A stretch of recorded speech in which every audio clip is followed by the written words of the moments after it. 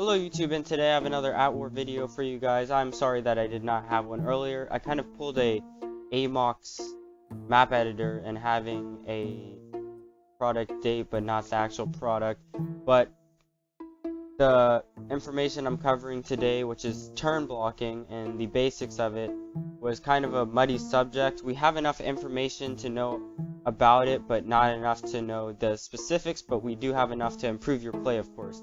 And this is going to be the turn block basics. It will open up to advanced turn blocking techniques and move prioritization, which I'll show in the next video. So with that in the way, let's get into what is turn blocking, how do we do it, and basically the theories behind it. So before we get into this, I did want to show that I have my AtWar shirt, and I know it's kind of hard to see. I'll post a better picture later probably. So what is turn blocking? Turn blocking is blocking an opponent's move. I'm just going to pick turkey here. It doesn't matter what strategy you use for turn blocking, of course. It is basically based on the attacks and how moves work. Let's just go with Blitzkrieg because it'll help us, of course, and getting that range to explain it. So how do moves work? Basically, I already covered this in the AtWar basics video. If you haven't seen it, good to see. But basically, moving troops from point A to B, so like this to this, that would be one move. Moving a stack from A to B to C, so for example, here, here, here, and like here, that would be in all one move. Unloading transports. So for example, this would be moving a stack. Unloading a transport is here. So from here to here is one move, here to here is one move. So this would be two moves, but that's how the moves work. So for those of you who still don't truly understand the meaning of a turn blocking, basically, let's say my opponent was Romania here, and he was going to move on his first move 6 militia to Serbia. I know that's sometimes and usually not possible, but let's say he was going to do that, and we wanted to block that move. So in order to have a 50% chance, in short, and able to have the best chance of turn blocking his move, and turn blocking is stopping the move to where it would only be us attacking and him defending, we send on our first move half of the units of his stack. So we'd send 3 to 6, of course, and that in theory would stop his move. Now I say that in theory because although we do have information on how to increase the chances of a turn block, we don't have the specifics on the coding and everything of how it works. So I will be explaining two sort of, I guess, theories or informations put out there in case anyone wants to go more in depth to it. So there are two formulas which are basically the same, basically add up to the what in short is.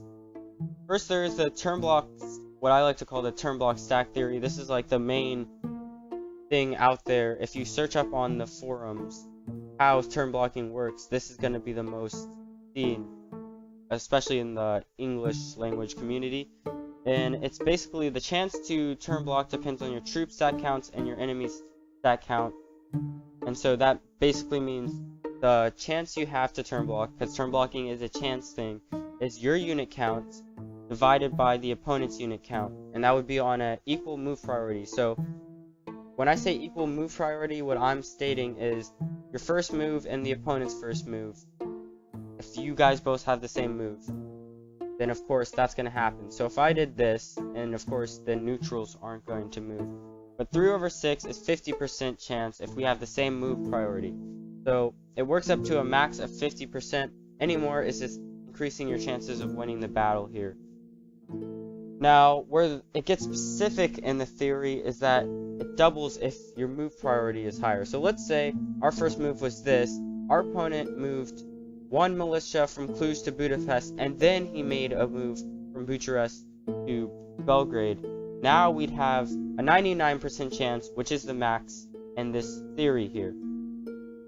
So in this theory, 4 troops on 8 is a 50% chance with the same priority, while if you have a better priority, 4 troops on 8 is going to be a 99% chance, which kind of makes sense and kind of doesn't. Like a 99% chance, you would think that you'd be turn blocking a lot more than you often do. So in the case of turn blocking, there also is in this theory that if you have 4 units on a equal priority move, so let's say you have the 4 units here and your opponent's moving them, you only need to use 1 to have a 50% chance to turn block as opposed to the 25% chance. That was kind of weird. I don't truly understand that, but it does work in tests. So then you have your second theory, which is the Clovis theory. Alright, so the second theory is basically one I found on a Spanish forum post by Clovis, who basically says that the turn block stack theory is sort of wrong. They do have some similarities in the fact that the chance percentage on an equal move priority stays the same if you have the same move priority, of course. So it's going to work up to 50% on the same move priority. Let's say Kiev tried to attack Belarus's capital on the first move, and we tried to attack Kiev. 4 would give us a 50% chance of turn blocking. 8 is just adding on extra attack, of course. Where it goes different is that if you have a higher move priority, instead of getting a double chance, you get what I believe he states is half of either your chance or the opponent's chance. And this is where it kind of gets different, because in his numbers he adds half of the opponent's chance, but it would also make sense that you just add half of your chance. I will post the numbers that he posted up here, but basically what he is saying, that let's say your opponent moved 2 militia to somewhere else and then he attacked Kiev on Belarus, but your first move was of course 4 infantry on Kiev. You'd have 50% chance, and then since you have that extra move priority, you'd have a 75% chance. However, that 75%, looking back at it, can be interpreted one of 2 ways. Now, at first I interpreted what Clovis said as you take your percentage and half it for each move priority you have above your opponent, but he's taking his opponent's. Now, these both make sense by the way you think about it. It doesn't make sense if you have a 1% base TB chance, even after 6 moves, you have a high TB chance. However, it does make sense that after each move priority, there has to be a point where there's no way that your opponent can get away with his move, because of course you made your move before his, so 1% chance should still block it. So looking at these 2 graphs, at 50% in the high ranges, and of course you can have a higher base TB chance or move priority total, but the graph will block out the numbers and you can't see them. So that's why, of course, we are going past it. You have a 50-50, 50-75, 50 going on, and this is that one where you add your halves. And as you can see, going down on the numbers, even if you have a low percentage, it's going to stay that way because of course you started out with a very, very low percentage. So even a number of moves won't stop your opponent and their huge stack from moving wherever it went.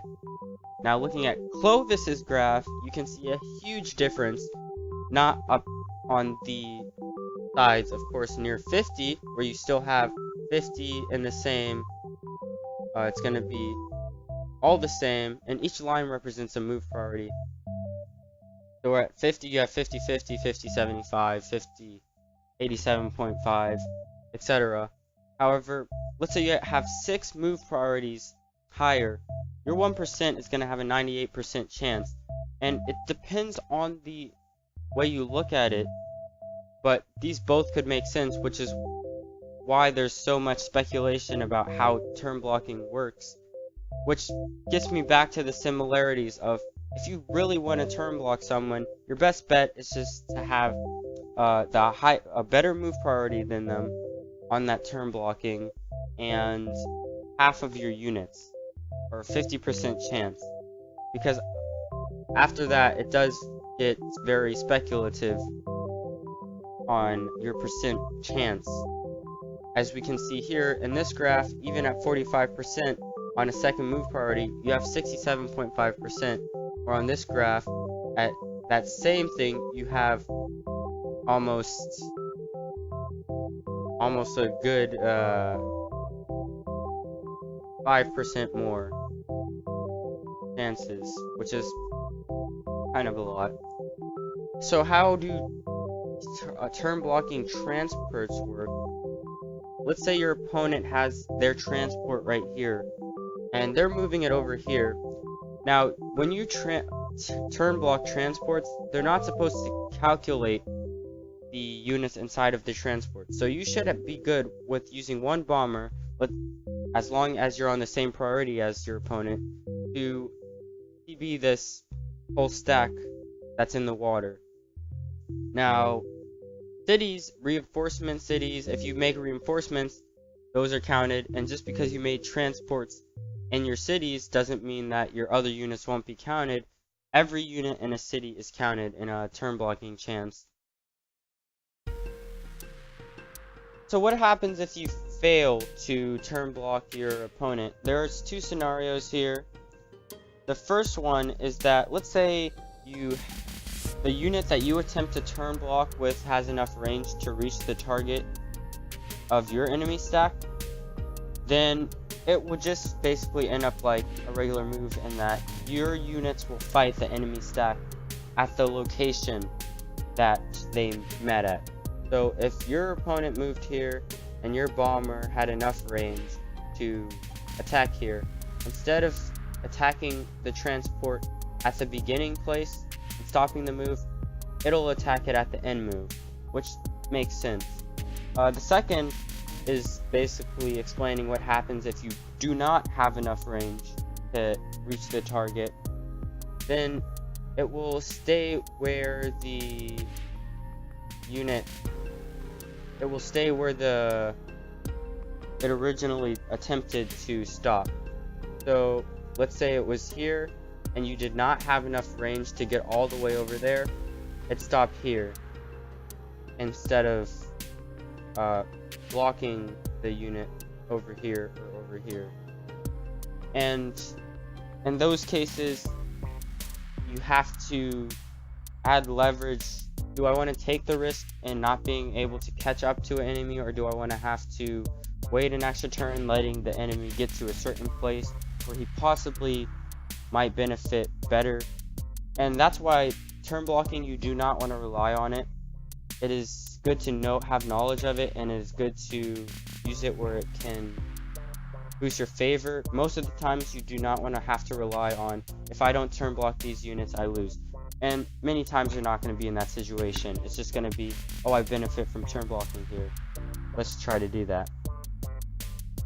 Alright, so finally, what is the most confusing thing to understand is, what if you have multiple turn block chances? So you have one bomber here attacking and one bomber here attacking. Basically, some people think that the turn block chances are summed up, or that the turn block chance is calculated from the last moves.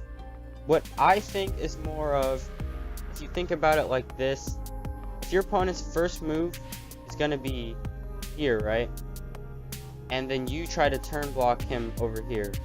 So you end up, of course, attacking here. Your first opponent's move is over here. And then your second move is here, or attacking the transports again, right? The second move isn't going to turn block. So either the second move is going to miss the range, or it's going to follow the unit. Because your first move and your opponent's first move happens, and then your second move and your opponent's second move happens. So unless your opponent's second move, and that would mean he has to unload something. That would mean you're trying to turn block that unloading, but it wouldn't necessarily affect turn blocking here. Now, if your opponent was really bad and he did not have knowledge whatsoever about turn blocking, and it doesn't make you bad, it's just if he made his last move the transports of his important move, then I would assume, and this is coming from me, and of course, and the chances of multiple turn block chances, I don't think there's information on how this is, how the outcome is calculated. But I believe, let's say this was your opponent's third move, and your second move was also here, it would make sense that the first move has a turn block chance, and the second move has a turn block chance, and then the third move is, of course, gonna happen. So if you lose those chances, and you're out of range, then you're really out of luck. So it's not really beneficial to waste multiple moves on turn blocks, because let's say your opponent's smart about it and he makes his most important move his first move. Now all you're doing is letting your opponents get ahead in any other movement or turn blocks. This leads to my next point, and my final point before I get to, of course, other advanced topics in my other videos, which is going to be how are you going to prioritize most moves, and I'll go in depth on this on my other video, or my next videos, of course. And basically, when you're attacking, it should be probably major battles, and then major turn blocks, and then minor battles, minor turn blocks, walling. Of course, this will change, and you need experience to know when to do what. And then when you're defending, it's going to be stuff like major turn blocks, major battles, minor turn blocks, minor battles, and walling. But you definitely do need to wall. Walling is definitely important because it can stop turn blocking. So this is one of those things where you kind of have to take those steps, but you have to take equal steps and reach the place at that exact time. And it's kind of one of those things that will take experience. I hope this video helped you guys understand how to turn block, understand basically at least what turn blocking is, and the gist of how to turn block or how to avoid getting turn blocked. And I'll see you at my next AtWar video.